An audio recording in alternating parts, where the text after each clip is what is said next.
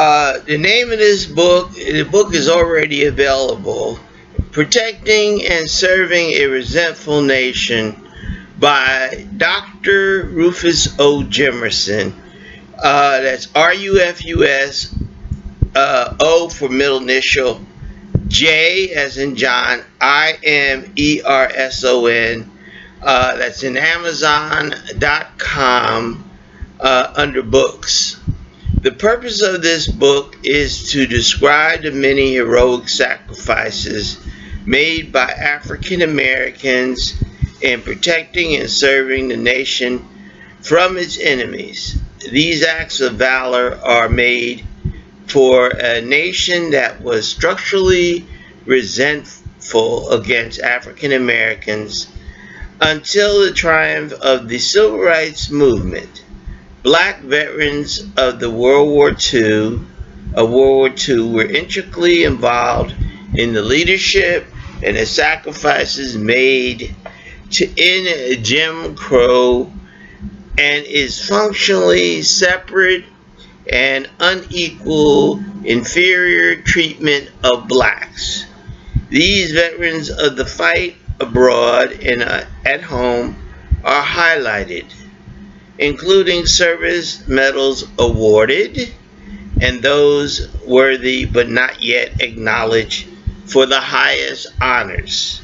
The road to an inclusive and diverse armed services has taken veterans from humiliation, racial violence, discrimination, and resistance to inclusion.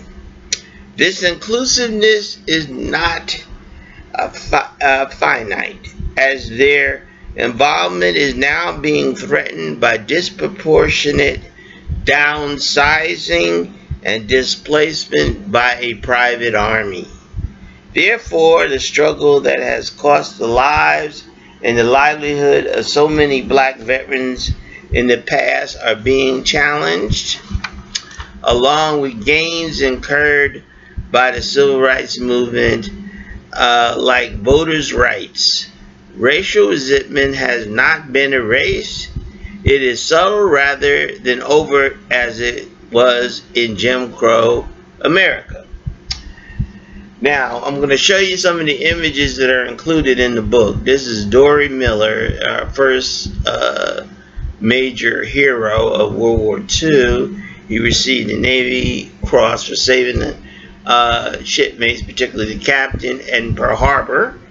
All right, that's the first one. The second one would be of the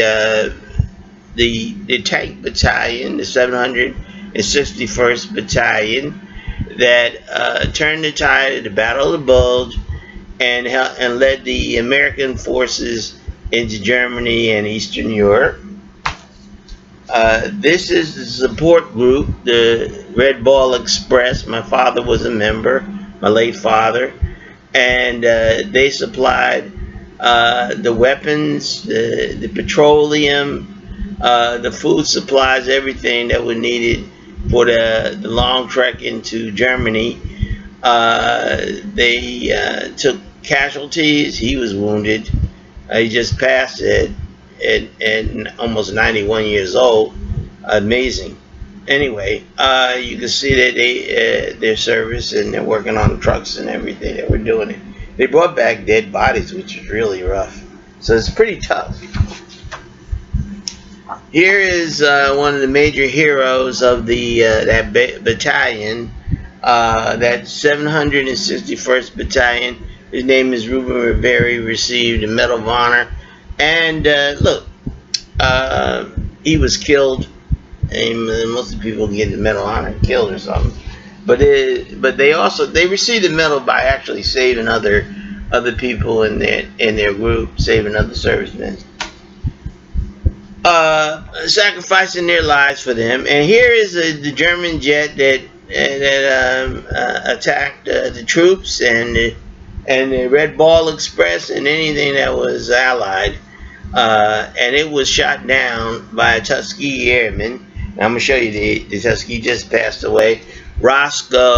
Dr. Roscoe Brownie was captain during the World War II, and here he is with a model uh, jet here, American plane actually. It was, yeah, red tail. He had a red tail. Okay, here's another Tuskegee Airman that distinguished himself after the war. He became a general. That looked like he got 4 stars. This man got 4 stars, and this his name is Chappie James. Okay. The next, now we can talk about more modern military. U.S. Central Command, Lloyd Austin. This is Lloyd Austin's U.S. Central Command. You can see the 4 stars there. And the highest ranked female in the military, actually the Navy, is her name is by her name Michelle Howard. She's a vice admiral. She's vice admiral. You can see that her picture image that's included in her story. All these stories, they're not more than images. There's stories behind it. There's bios behind it.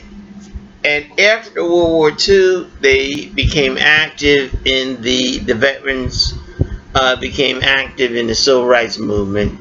Here's Hosanna Williams, who was active, you can see, in lecturing and directing civil rights workers, freedom fighters, in civilian world, trying to fight for our rights.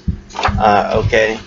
And then you have Floyd McKissick, who is also online with Martin Luther King. You see where my finger is. He's close to that little finger. You can see Martin over there, and he's on the side of Martin.